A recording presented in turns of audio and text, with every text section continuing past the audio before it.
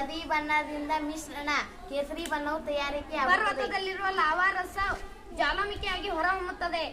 ರಾಸಾಯನಿಕ ಕ್ರಿಯೆಯಲ್ಲಿ ಇಂಗಾಲ ಡೈಆಕ್ಸೈಡ್ ಅನ್ನು ಉತ್ಪತ್ತಿ ಮಾಡುವುದು. ಗಾಳಿಯ ಒತ್ತಡದಿಂದ ನೀರು ಹೊರಚಿಮ್ಮುತ್ತದೆ. ಬೆಳಕು ಸರಳ ರೇಖೆಯಲ್ಲಿ ಚಲಿಸುತ್ತದೆ. ಮಾದರಿ ಅಸ್ಥಿಪಂಜರವನ್ನು ತಯಾರಿಸುವುದು. ಅರಿಶಿಣ ಪುಡಿ ಮತ್ತು ಸೋಡಾವನ್ನು ಮಿಶ್ರಣ ಮಾಡಿದರೆ ಕುಂಕುಮ ತಯಾರಿಕೆ ಆಗುತ್ತದೆ. ಗಾಳಿಯ ಒತ್ತಡದಿಂದ ಗ್ಲಾಸ್ ಮೇಲೆ ಬರುತ್ತದೆ. ದೀಪ ಉರಿಯಲು ಆಮ್ಲಜನಕ ಬೇಕು. ಪಾರದರ್ಶಕ ಗಾಜಿನ ಮೂಲಕ ಮೇಣದ ಬತ್ತಿಯ ಪ್ರತಿಬಿಂಬ ಕಾಣುವುದು.